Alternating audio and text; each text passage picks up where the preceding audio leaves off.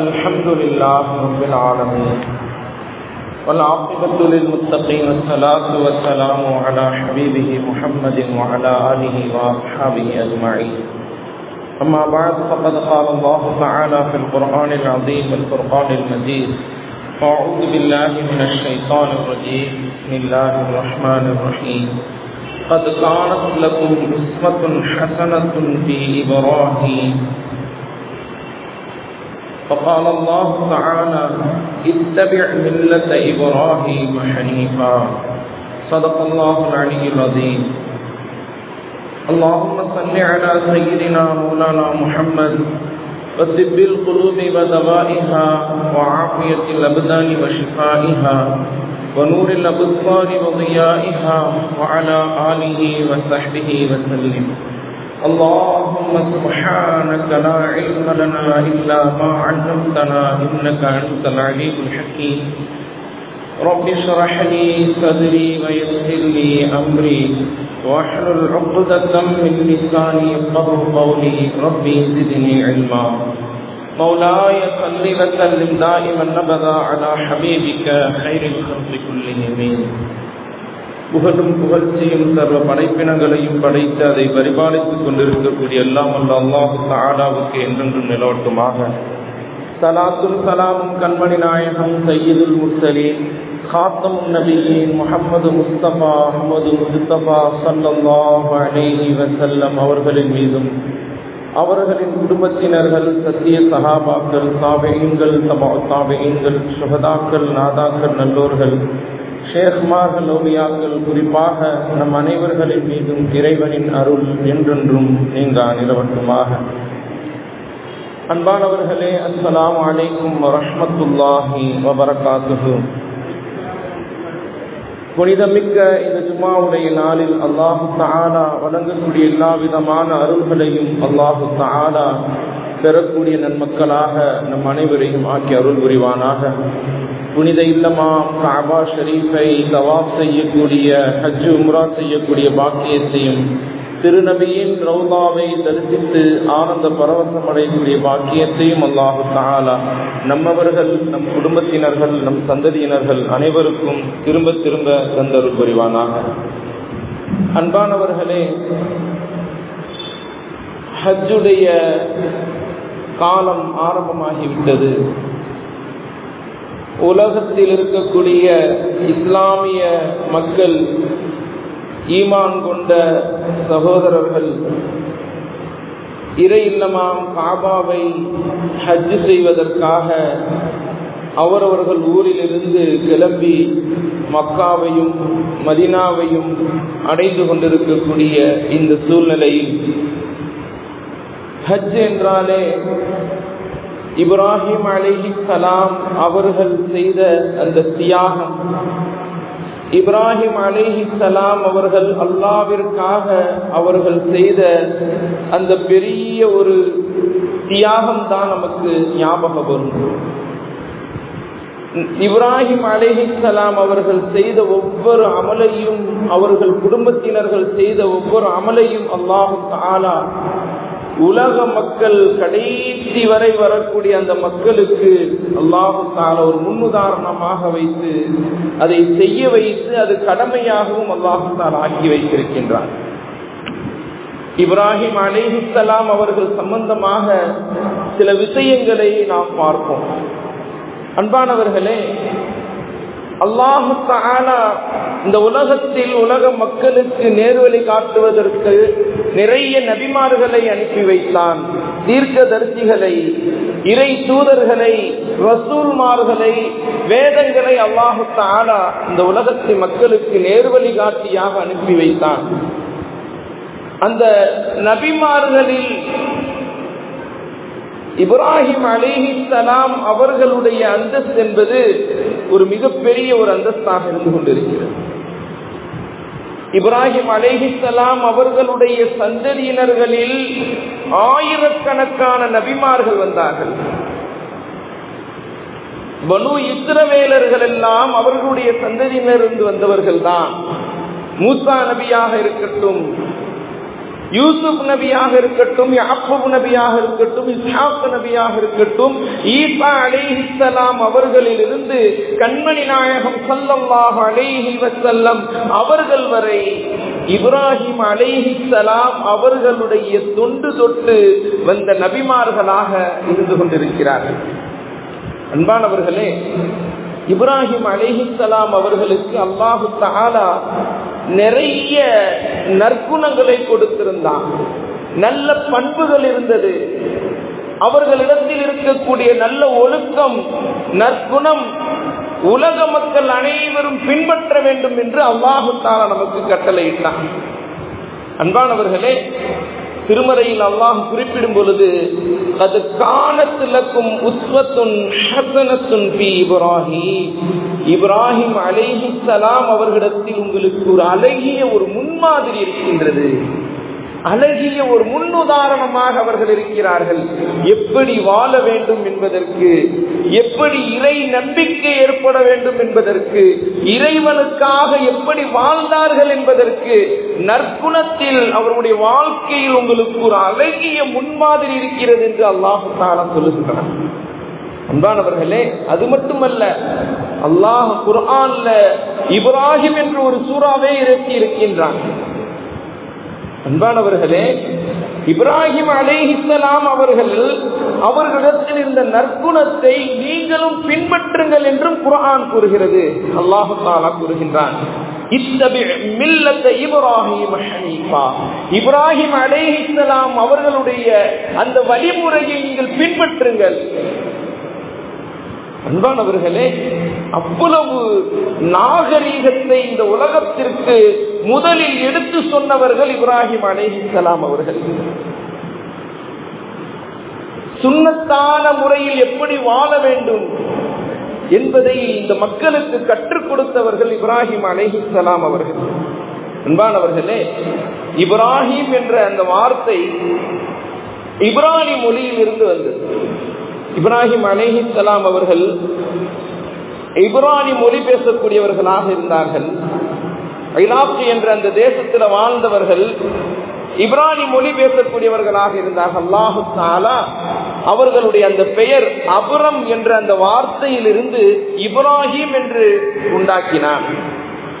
இப்ராஹிம் என்றால் அதனுடைய அர்த்தம் என்ன தெரியுமா? தெளிவாக, உறுதியாக பேசக்கூடியவர் என்ற அர்த்தம். தெளிவாக, உறுதியாக சத்தியத்தை பேசக்கூடியவர் என்ற அர்த்தம். அன்பானவர்களே, அல்லாஹு தஆலா அவர்களுடைய தந்தை ஆசர் அவர்கள் மூலமாக இப்ராஹிம் என்று பெயரை வைத்தான். அன்பானவர்களே, ஏனென்றால் அவர்கள் சத்தியத்தை உறுதியோடு சொல்லக்கூடியவர்களாக இருக்கிறார்கள். அசத்தியத்திற்கு முன்பதாக சத்தியத்தை யாருக்கும் பயப்படாமல், எப்படிப்பட்ட சபையிலும் எல்லா மனிதர்களுக்கு முன்பு, அரசருக்கு முன்பு சத்தியத்தை பேசக்கூடியவர்களாக இருந்தார்கள். கல்வி ஞானத்தை அல்லாஹ் கொடுத்திருந்தான். அறிவு ஞானம் நிறைந்தவர்களாக இருந்தார்கள். இப்ராஹிம் அலைஹிஸ்ஸலாம் அல்லாஹ்ட்ட துஆ செஞ்சாங்க, ரப்பி ஹப்லி ஹுக்மா, யா அல்லாஹ் எனக்கு ஹிக்மத் என்ற அந்த ஞானத்தை தருவாயாக. எதிரிகளுக்கு மத்தியில் அவர்கள் வைக்கக்கூடிய அந்த ஆதாரத்தை கேட்டு மக்கள் எல்லாம் வாயடைத்து போயிடுவார்கள், பேச முடியாமல் ஆகிவிடுவார்கள். மக்களுக்கு மத்தியில் அவங்களுடைய வாயை அடைப்பதற்கு இப்ராஹிம் அலைஹிஸ்ஸலாம் அவர்கள் வைக்கக்கூடிய அந்த வாதம் இருக்கின்றது, உறுதியானதாக இருக்கும். அல்லாஹ் திருமறையில இப்ராஹிம் அலைஹிஸ்ஸலாம் அவர்கள் சத்தியத்தை எப்படி மக்கள்கிட்ட கொண்டு போய் சேர்த்தார்கள், அவர்களுடைய அந்த தப்லீகுடைய முறை எப்படி இருந்தது, அசத்தியத்தை எப்படி அழிப்பதற்கு முயற்சி செய்தார்கள் என்பதையெல்லாம் குர்ஆன்ல அல்லாஹ் குறிப்பிடுகின்றான். நம்ரூத் என்ற அந்த அரசன், அந்த அரசனிடத்துல அந்த அரசன் சொல்லிக் கொண்டிருந்தான், இந்த நாட்டில் இருக்கக்கூடிய, இந்த உலகத்தில் இருக்கக்கூடிய அனைவரும் என்னைத்தான் வணங்க வேண்டும், நான் தான் இறைவன், உங்களுக்கு நான் தான் இறைவன் என்று நம்ரூத் சொல்லிக் கொண்டிருந்தான். அந்த நம்ரூத் இடத்துல அல்லாஹ் ஆட்சியை கொடுத்திருந்தான், அதிகாரத்தை கொடுத்திருந்தான், மிகப்பெரிய பலமான அரசனாக அல்லாஹ் அவனை ஆக்கியிருந்தான். அப்படிப்பட்ட அந்த அரசனிடத்துல குர்ஆன் சொல்கின்றது, அலம் தர இலல்லதி ஹாஜ்ஜ இப்ராஹீம், இப்ராஹிம் அலைஹிஸ்ஸலாம் அவர்கள் அந்த மனிதனிடத்துல, அந்த அரசனிடத்துல வாதம் செய்வதை நீங்கள் பார்க்கவில்லையா? எப்படிப்பட்ட வாதம் செய்தார்கள்? தன்னுடைய இறைவன் சம்பந்தமான விஷயத்தில் எப்படி வாதம் செய்தார்கள் என்பதை நீங்கள் பாருங்கள் என்று அல்லாஹு தஆலா சொல்லிவிட்டு சொல்கின்றான், அன் ஆத்தாஹுல்லாஹுல் முல்க். யாரிடத்தில் அவங்க வாதம் செஞ்சாங்க? அரசனிடத்தில், அதிகார பலம் உள்ளவனிடத்தில், மிகப்பெரிய ஆட்சிக்கு சொந்தக்காரனாக இருந்தான் அந்த நம்ரூத். அந்த நம்ரூதிடத்துல சத்தியத்தை எடுத்து வைத்தாங்க. எப்படி சொன்னார்கள் அன்பானவர்களே? இது கால இப்ராஹிம், இப்ராஹிம் அலைஹிஸ்ஸலாம் அவர்கள் கூறினார்கள் நம்ரூதிடத்தில், அந்த அரசனிடத்துல, ரப்பி அல்லதி உஹ்யி வ உமீத், என்னுடைய இறைவன் மரணித்தவர்களை உயிர்ப்பிக்க கூடியவன், அதே போன்று மரணத்தையும் தரக்கூடியவன், உயிருள்ளவர்களை மரணிக்க செய்யக்கூடியவன், மரணித்தவர்களை உயிர் கொடுக்கக்கூடிய ஆற்றல் படைத்தவன் என்னுடைய இறைவன் என்று இப்ராஹிம் அலைஹிஸ்ஸலாம் அவர்கள் நம்ரூதிடத்தில் சொன்ன பிறகு, அந்த அறிவு கட்ட நம்ரூது சொன்னான், அந்த அரசன், நானும் மனிதனை உயிர்ப்பிப்பேன், நானும் மரணிக்க செய்வேன் என்று 2 கைதிகளை அழைத்தான். 2 கைதிகளை ஜெயிலில் இருந்து அழைத்து வர செய்தான். ஒரு கைதியை கொலை செய்தான். பார், நானும் மௌத்த கொடுத்துட்டேன் பார். இன்னொரு கைதிய விடுவித்தான், நானும் அவனை விடுவித்து விட்டேன், அவனுக்கு உயிர் பிச்சை கொடுத்துட்டேன் பார், நானும் மரணிக்கக்கூடிய சக்தி உடையவன், நானும் உயிர்ப்பிக்கக்கூடிய சக்தி உடையவன் என்று சொல்லும் பொழுது, இப்பொழுது இப்ராஹிம் அலைஹிஸ்ஸலாம் அவர்கள் இன்னொரு ஆதாரத்தை கொண்டு வருகிறார்கள்.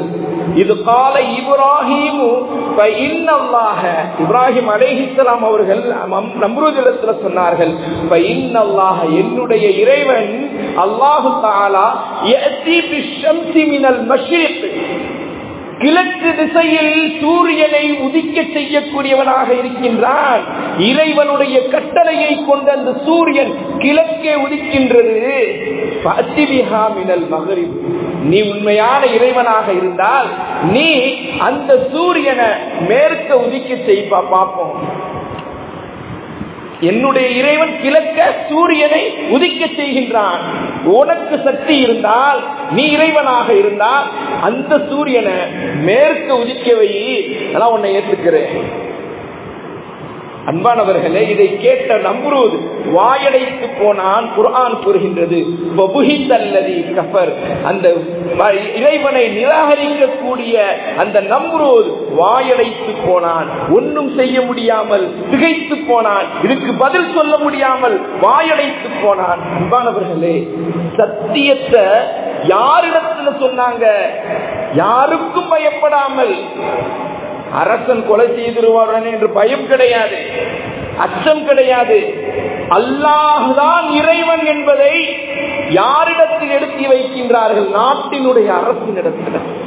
அன்பானவர்களே, அல்லாஹ் தஆலா அவர்களுக்கு மிகப்பெரிய ஈமானுடைய உறுதியை கொடுத்திருந்தான், மிகப்பெரிய பேச்சாற்றலை கொடுத்திருந்தான், நாவாற்றலை கொடுத்திருந்தான், ஹிக்மத்தை கொடுத்திருந்தான், கல்வி ஞானத்தை கொடுத்திருந்தான், நற்குணத்தை கொடுத்திருந்தான்.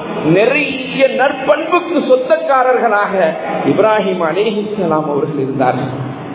அன்பானவர்களே, பொதுவாகவே அல்லாஹ்வினுடைய ஒரு விதி இருக்கு. யார் அல்லாஹ்வை அதிகமா நேசிக்கிறாங்களோ அவங்களையும் அல்லாஹ் சோதிப்பான். அல்லாஹ்வை, அல்லாஹ் யாரை அதிகமா நேசிக்கின்றானோ அவர்களையும் சோதிப்பான். அல்லாஹு தஆலா இப்ராஹிம் அலைஹிஸ்ஸலாம் அவர்களை அதிகமா நேசித்தான்.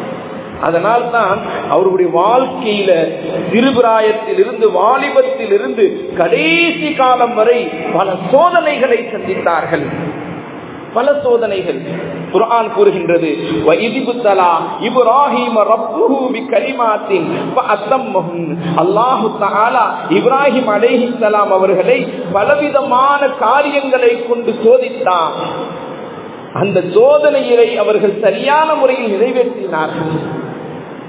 அன்பானவர்களே, இப்ராஹிம் அலைஹிஸ்ஸலாம் அவர்களுக்கு வயோதிகம் நெருங்கிவிட்டது, வயோதிகத்தை எட்டிவிட்டார்கள். ஆனா அவங்களுக்கு ஒரு கவலை, நமக்கு பிச்சலங்கள் இல்லையே, குழந்தை இல்லையே என்று கவலை. அல்லாஹ்விடத்தில் துஆ செய்தார்கள், ரப்பி ஹப்லி மினஸ் சாலிஹீன், யா அல்லாஹ் எனக்கு சாலிஹான ஆண் குழந்தையை கொடு. துஆ செஞ்சாங்க. ரப்பி ஹப்லி மினஸ் சாலிஹீன் என்று துஆ செய்தார்கள். அல்லாஹ் தஆலா அவர்களுக்கு இஸ்மாயில் அலைஹிஸ்ஸலாம் அவர்களை கொடுத்தான். அந்த இஸ்மாயில் அலைஹிஸ்ஸலாம் அவர்களுக்கு அல்லாஹ் அறிவையும் கொடுத்து, அழகையும் கொடுத்து, நற்குணத்தையும் கொடுத்து, தந்தையினுடைய கண் குளிர்ச்சியாக ஆக்கி வைத்திருந்தான்.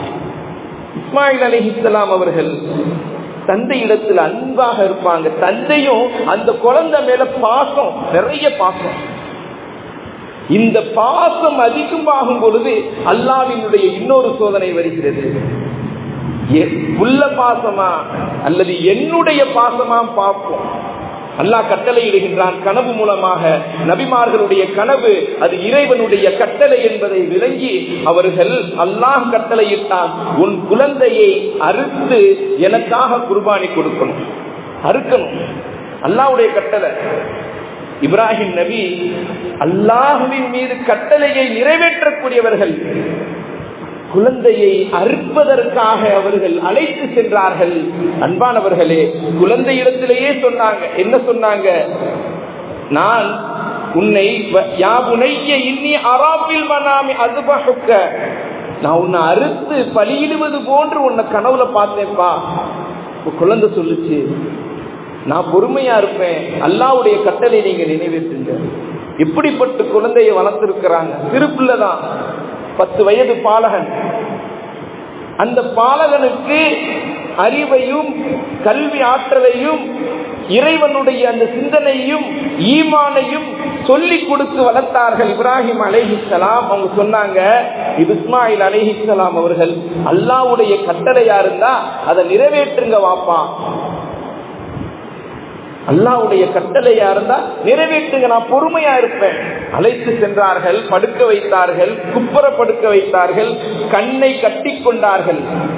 தன்னுடைய கண்ணை கட்டிக்கிட்டு, ஏன்னா குழந்தைய பார்த்தா இறக்க வந்துடும் அப்படின்றதுனால அல்லாஹ்வுடைய கட்டளையை நிறைவேற்றியே ஆகுவேன் என்று கண்ணை கட்டி கொண்டு அறுத்தார்கள். அறுக்க மறுத்தது. இறைவன் வானத்தில் இருந்து சொர்க்கத்தில் இருந்த ஆட்டை அனுப்பி வைத்தான், அந்த ஆடை அறுத்தார்கள். அன்பானவர்களே, இறைவனுடைய அந்த கட்டளையை நிறைவேற்றுகின்றார்கள். அல்லாஹ் குர்ஆன்ல சொன்னான், உங்களுடைய கனவை நீங்கள் நிறைவேற்றி விட்டீர்கள், என்னுடைய கட்டளையை நிறைவேற்றி விட்டீர்கள் என்று அல்லாஹ் சொல்லிவிட்டு, இன்ன ஹாதா லஹுவல் பலாஉல் முபீன், நிச்சயமாக இது உங்களுக்கு மிகப்பெரிய சோதனையாக இருந்தது.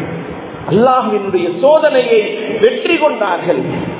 உள்ள பாசமா இறை கட்டளையா என்றால் இறை கட்டளைக்குத்தான் முதல் முக்கியத்துவம்.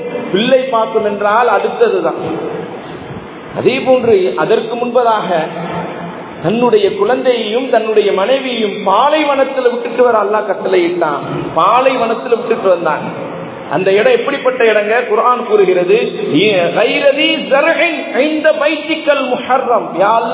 உன்னுடைய இந்த ஹரம் ஷரீப், புனிதமான இந்த இடம் புற்பூண்டுகள் கூட விளையாத இடமாக இருக்கின்றது. என்னுடைய குழந்தையையும் என்னுடைய மனைவியும் விட்டு செல்கின்றேன், அவர்களுக்கு நீ உணவு கொடுப்பாயாக என்று துஆ செய்தார்கள். விட்டு சென்றுட்டாங்க. அல்லாஹ்வுடைய கட்டளை. அல்லாஹ்வுடைய கட்டளையை முதலில் நிறைவேற்றக்கூடிய அந்த தன்மை என்பது அவர்களுக்கு இருந்துச்சு. அன்பானவர்களே, இப்ராஹிம் அலைஹிஸ்ஸலாம் அவர்களை அல்லாஹ் பலவிதத்தில் சோதித்தான்.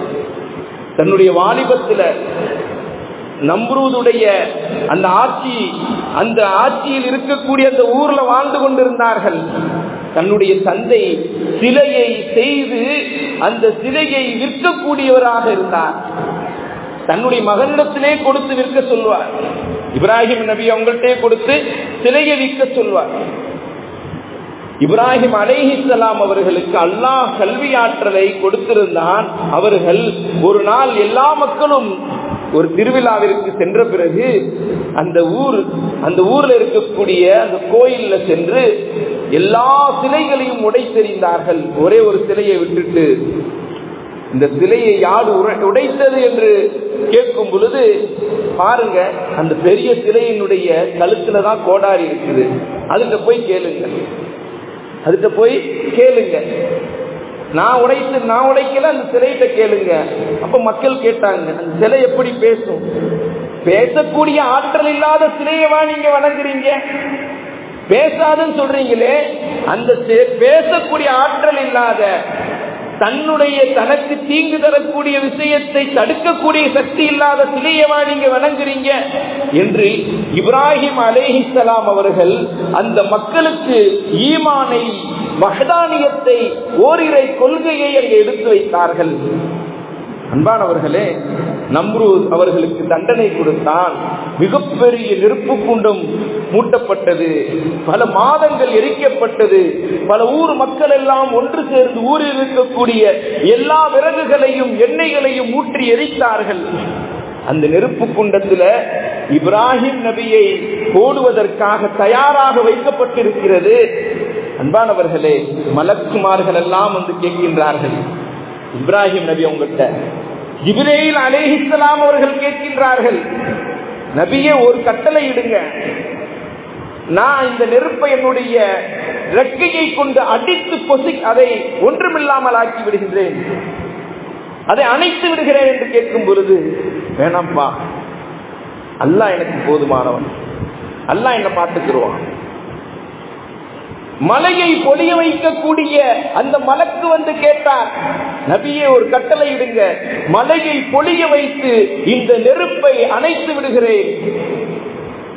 இப்ராஹிம் நபி தவக்கல்து அலல்லாஹ், அதற்கு ஒரு முன்னுதாரணமாக இருந்தார். அல்லாஹ்வின் மீது நம்பிக்கை, அளவு கடந்த நம்பிக்கை. அன்பானவர்களே, நெருப்பு வைக்கப்பட்டிருக்கிறது, போடுவதற்காக தயாரிக்கப்பட்டிருக்கிறது, போடுவதற்கு ஆயத்தமாகிவிட்டார்கள், தூக்கி எறியப்பட்டார்கள்.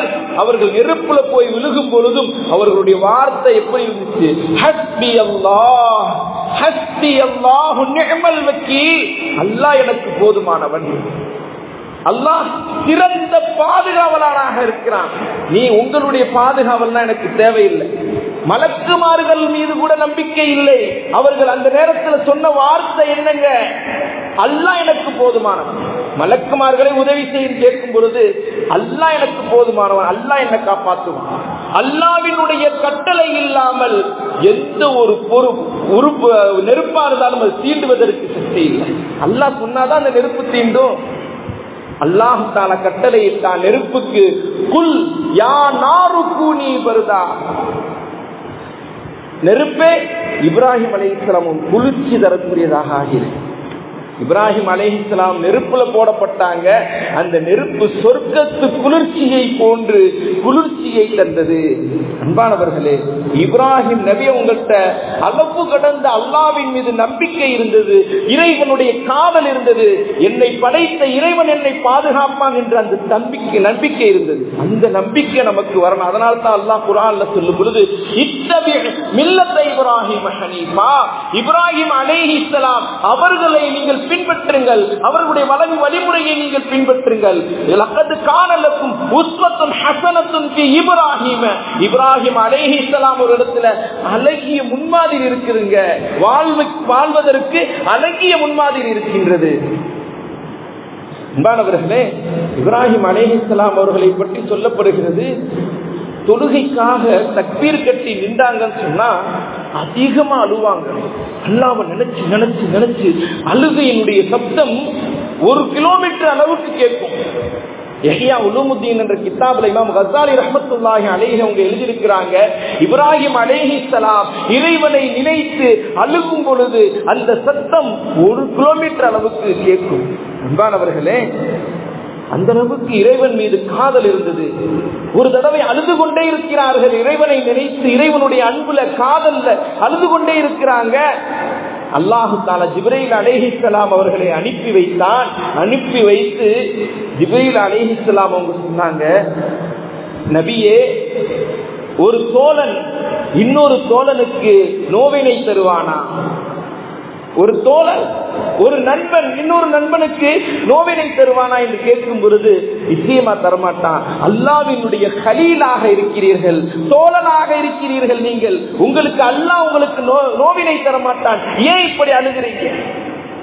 இப்ராஹிம் நபி சொன்னாங்க, என்னை நான் நினைத்து பார்க்கும் பொழுது எனக்கு நான் கலீலுல்லாஹ் என்பதையே மறந்து அழுக ஆரம்பித்து விடுகின்றேன். அன்பானவர்களே, அல்லாஹ்வுக்காக அனைத்தையும் தியாகம் செய்யக்கூடியவர்களாக இப்ராஹிம் அலைஹிஸ்ஸலாம் அவர்கள் இருந்தார்கள். முனீப் என்ற பேரும் அவர்களுக்கு இருந்தது. முனீப் என்றால் என்னங்க? அனைத்தையும் அல்லாஹ்வுக்காக தியாகம் செய்யக்கூடிய தன்மை. மனைவி, தன்னுடைய தந்தை, தன்னுடைய தாய், தன்னுடைய ஊரு எல்லாத்தையும் தியாகம் செஞ்சாங்க. தன்னுடைய செல்வம், தன்னுடைய குழந்தை, பெற்றெடுத்த குழந்தை அனைத்தையும் தியாகம் செய்தார்கள். ஒரு சம்பவம் குறிப்பிடப்படுகிறது. இப்ராஹிம் அலைஹிஸ்ஸலாம் அவர்கள் அல்லாஹ் நிறைய செல்வத்தை கொடுத்திருந்தான். ஆடு மந்தை இருந்தது, மாட்டு மந்தை இருந்தது, ஒட்டக மந்தை இருந்தது, இன்னும் நிறைய தோட்ட துறவங்கள் அவர்களுக்கு இருந்தது. அன்பானவர்களே, ஒரு முறை ஆடை மேய்த்து கொண்டு போய் கொண்டிருக்கிறார்கள். தூரத்தில் ஒரு சத்தம் கேட்குது. ஒரு மலையினுடைய குகையில ஒருத்தர் அமர்ந்து அல்லாஹ்வை தஸ்பீஹ் செய்கின்றார், அல்லாஹ்வை துதிக்கின்றார், புகழுகின்றார். இது போன்ற ஒரு தஸ்பீஹ் இப்ராஹிம் நபி கேட்டதே இல்லை. அல்லாஹ்வை புகழக்கூடிய வார்த்தை எங்கு கேட்கின்றது என்று ஓடி செல்கின்றார்கள். போய் பார்க்கிறாங்க.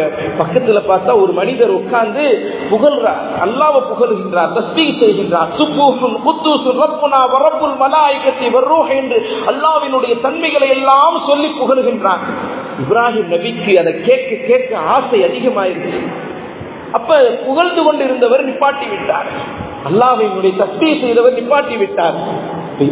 இப்ராஹிம் நபி கேட்டாங்க, அழகா அல்லாஹ்வை புகழ்ந்தீங்களே, ஏன் நிப்பாட்டிட்டீங்க? மறுபடியும் புகழுங்க, நான் கேட்கணும்னு ஆசைப்படுகிறேன், என்னுடைய இறைவனுடைய புகழை கேட்க ஆசைப்படுகின்றேன், புகழுங்கள் என்று சொல்லும் பொழுது அந்த மனிதர் சொன்னார், இதுவரை என்னுடைய ஆசையில நானா விரும்பி செஞ்சேன், இப்ப நான் புகழும்னா புகழ வேண்டும் என்றால், இறைவனை தஸ்பீஹ் செய்ய வேண்டும் என்றால் எனக்கு என்ன கிடைக்கும்? என்ன தருவீங்க? நான் அல்லாஹ்வை புகழட்டும்.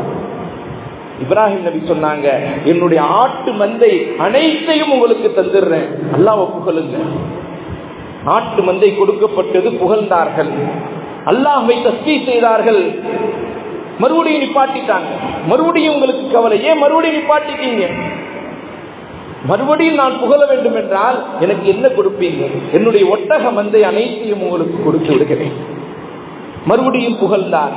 சிறிது நேரத்துக்கு பிறகு நிப்பாட்டி விட்டார். ஏன் நிப்பாட்டிட்டீங்க? என்ன வேணும் உங்களுக்கு? எனக்கு மீண்டும் என்ன தருவீங்க? நான் புகழ வேண்டும்.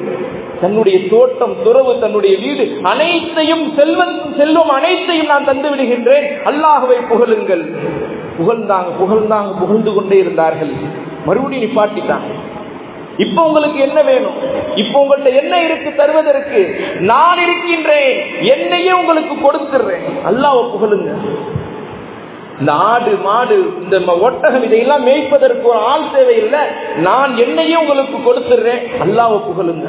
அன்பானவர்களே, அந்த மனிதர் சொன்னார், அல்லாஹ்வால் அனுப்பப்பட்ட மலக்கு நானு, அல்லாஹ் உங்களை சோதிப்பதற்காக இங்கே அனுப்பி வைத்தான், நீங்கள் அல்லாஹ்வினுடைய கலீலாக இருக்கின்றீர்கள் என்பதை நீங்கள் மீண்டும் ஒரு தடவை நிரூபித்து விட்டீர்கள்.